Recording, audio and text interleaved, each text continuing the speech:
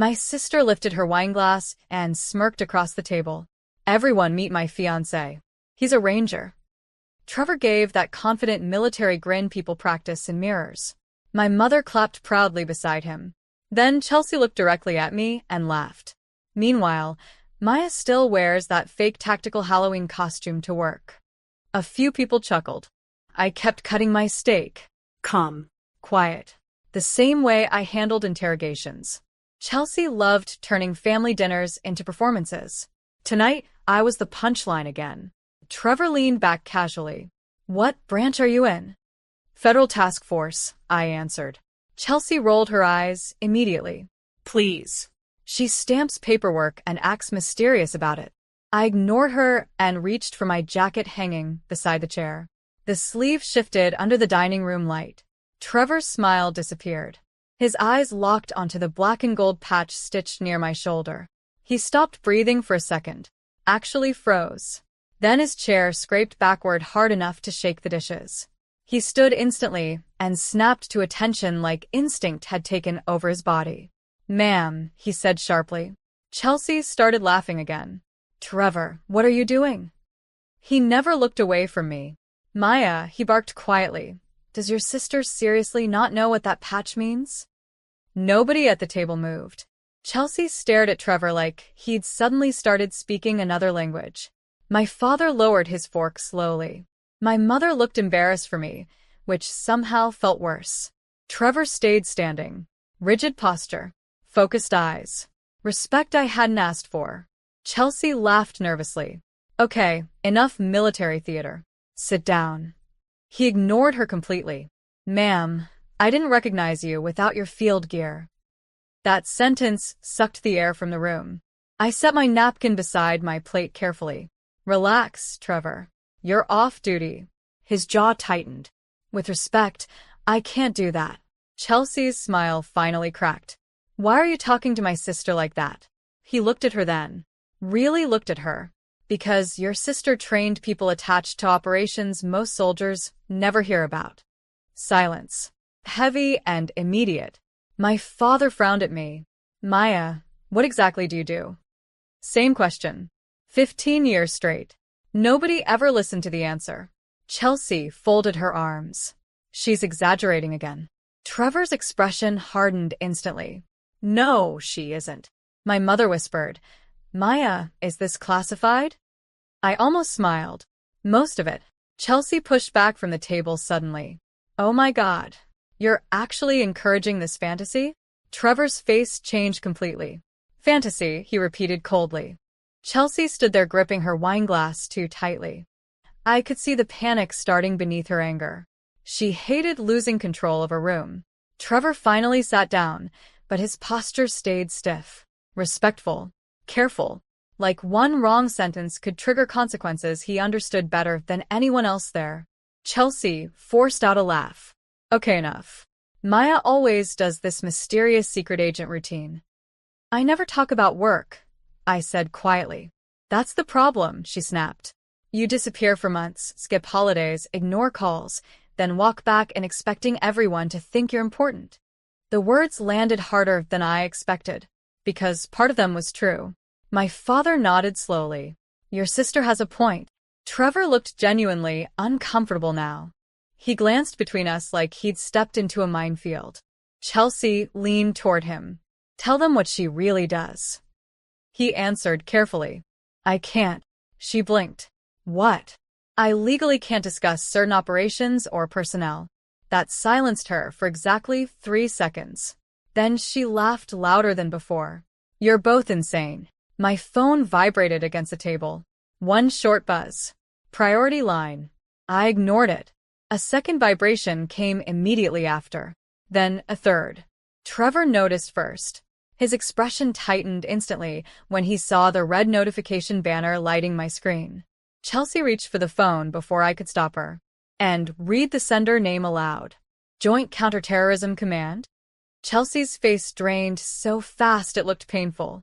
The dining room went completely silent except for the soft hum of the chandelier above us. My phone kept vibrating against the table between her fingers. She stared at the screen. This isn't real. I held my hand out calmly. Give me the phone. Instead, she read the message preview aloud. Priority recall. Phoenix team compromise. Her voice cracked halfway through. Trevor stood again immediately. Instinct. Training. Fear. My father looked at me differently for the first time in my life. Not warmly. Not proudly. Carefully. Like he'd just discovered a stranger living inside his own family. Chelsea forced out another shaky laugh. Okay, somebody explain this joke. It's not a joke, Trevor said quietly. She turned toward him sharply. You knew about this? No, he answered. But I know enough. I took the phone from her hand before another notification appeared. My pulse had already changed. Slower. Sharper. Operational. My mother whispered. Maya, are people hurt? I checked the message fully this time. 3 names attached below the alert. 1 highlighted red. My stomach tightened instantly.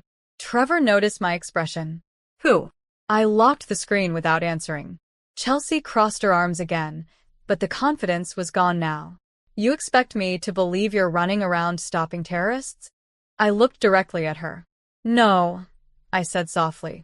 I expect you to understand why mocking my uniform was incredibly stupid. Nobody touched their food after that. The candles kept burning between us, while the entire mood of the room collapsed into something cold and unfamiliar. Chelsea looked angry, but underneath it, I could finally see fear settling in. I stood and reached for my jacket.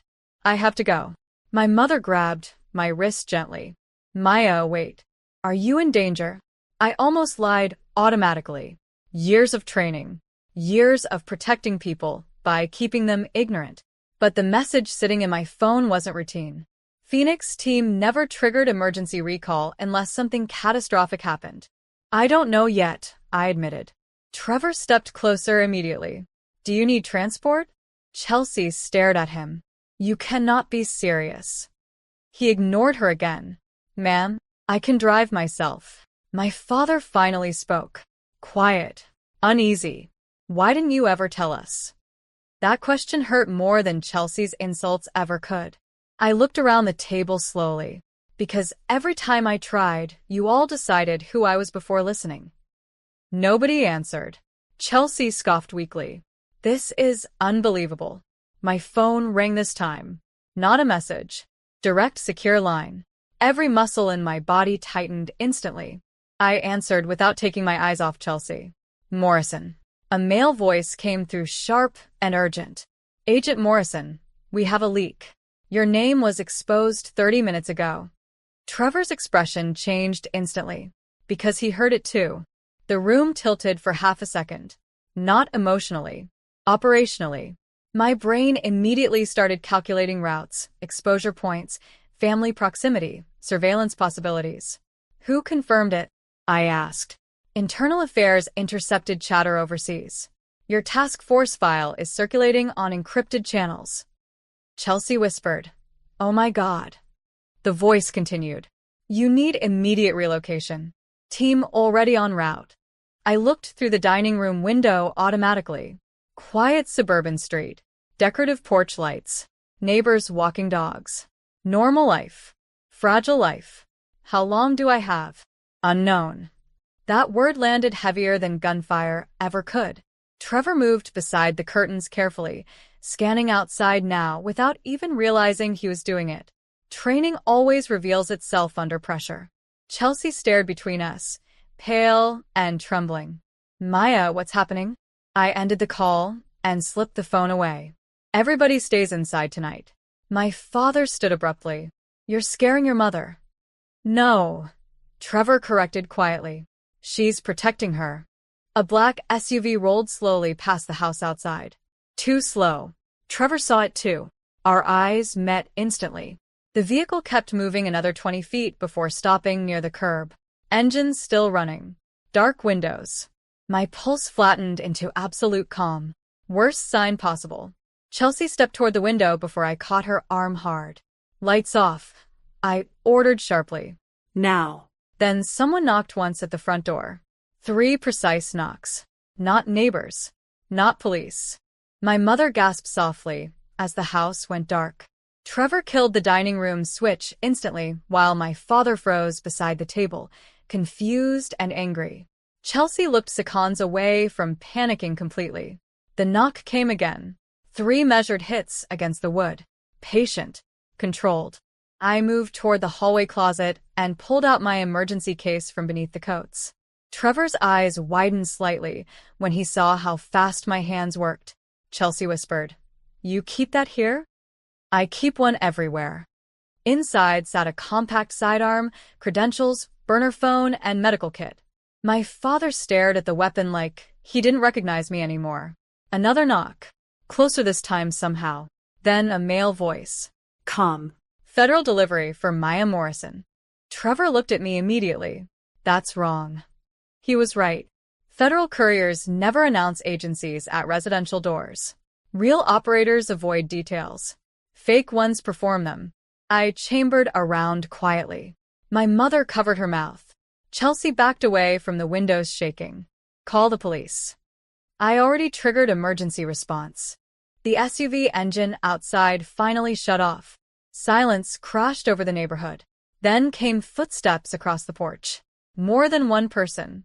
Trevor moved beside me automatically now. "Fear gone." Focus replacing it. My father whispered, "Maya, who are these people?"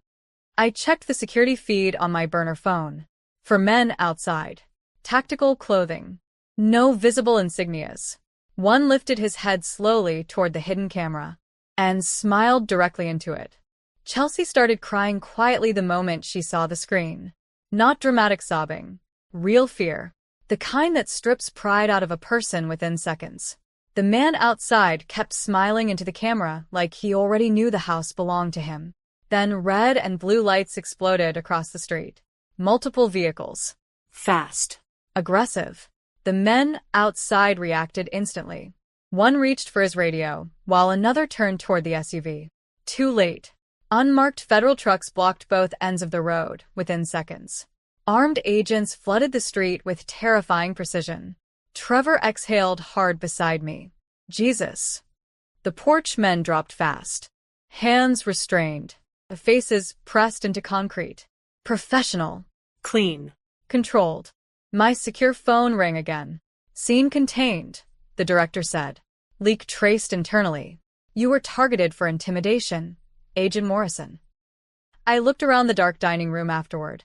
My family looked back at me like they were finally seeing the years they ignored. The missed birthdays. The scars.